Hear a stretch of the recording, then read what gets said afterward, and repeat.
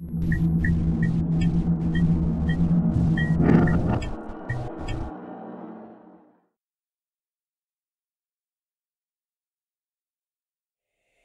grandmother is getting pretty old now, so she tells this story more often than she used to. In the 60s, she took her 3 young kids and left her abusive husband. The only house she could afford to rent at first was a ranch shack 4-room farmhouse in the middle of nowhere.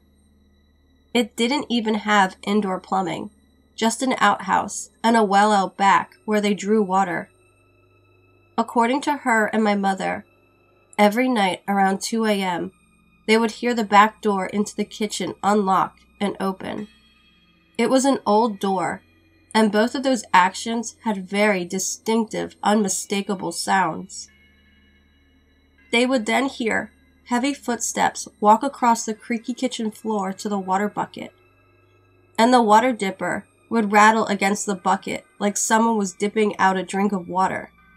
And then, nothing. It scared the shit out of her, of course. But once she was certain that no one was breaking and entering, so there was no one to shoot, she settled down. In her eyes, whatever was happening, it wasn't harmful. My mom, on the other hand, was the only kid old enough to really understand what was happening, and it freaked her out. So, my grandmother decided to get her sister, my great-aunt Sue, to stay over one night. They planned to sit up and see what the hell was going on. My mom wasn't really going to join them, but she couldn't sleep and felt safer in the same room with them, so there she was as well when 2 o'clock rolled around. They were sitting at the kitchen table, drinking coffee, when they heard the back door unlock and swing open. The thing is, they were staring straight at it, and the door never moved. Same with the footsteps and the water dipper.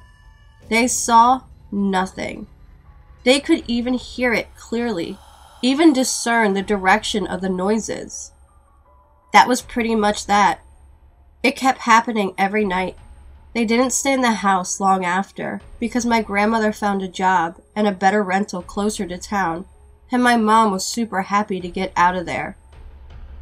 So, my grandmother still talks about it sometimes, and it's strangely hilarious because she's so unbothered by it.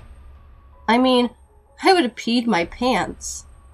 But the last time I asked her why it didn't scare her, she just said, "Well, shit. He was just thirsty."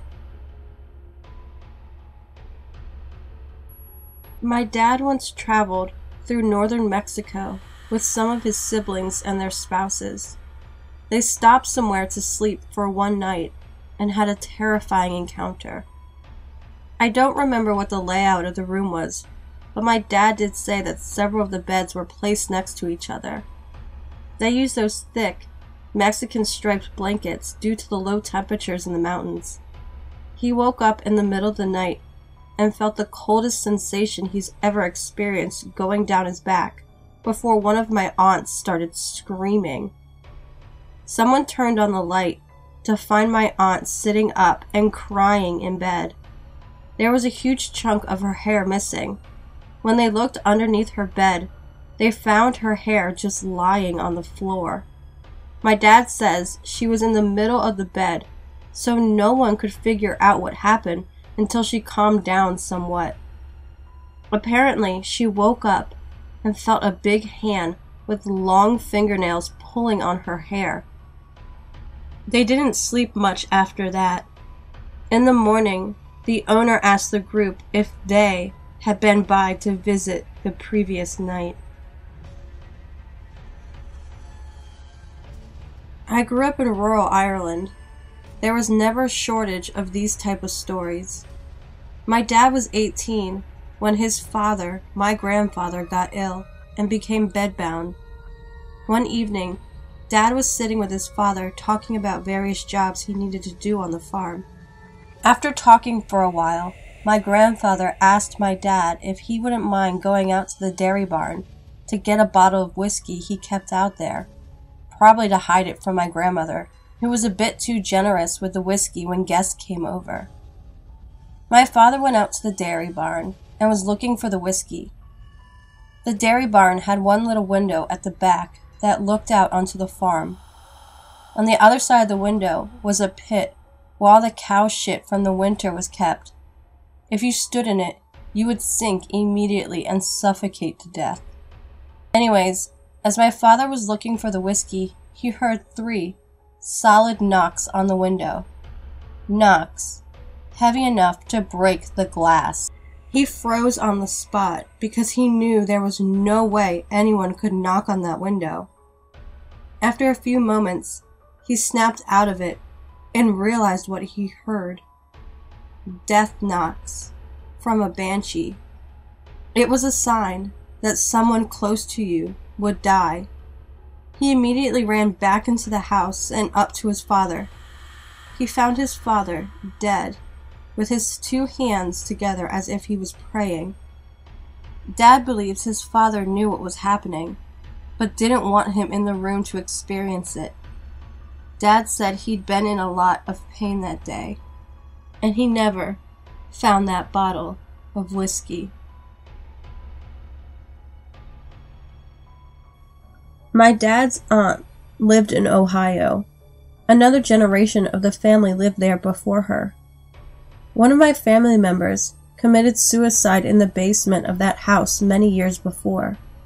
One day, at a get-together, one of the kids was downstairs in the basement playing, and the adults could hear him talking to someone. I'm not exactly sure how it all unfolded, but it turns out that when he was asked who he was talking to, he said the dead man's name, whom he had never met, and described him perfectly. This happened to my parents in 1989, while we were on our annual trip to rural Ireland. My parents had gone out for the evening, and left my grandmother to babysit us. On their way back, they heard a news report on the radio that spoke of a boat sinking in the Thames River after it collided with another. The report mentioned there were many casualties. My parents were quite upset about this news and wanted to find out more. How many people died? Did they save anyone? How did this crash happen? When my parents finally made it home, they asked my grandmother if she had heard the news, but she told them she hadn't heard anything about a boat disaster. They spent the rest of the evening listening to radio reports and the few TV channels for any news, but to no avail. There was no further news about the disaster. This was the 1980s, and up-to-date 24-hour news was not a thing. So my parents assumed that they would hear more in the morning papers and newscasts. The next morning, my parents drove to town to collect the morning papers, hoping to find something, but again, there was nothing. Maybe it happened too late last night and missed the morning papers.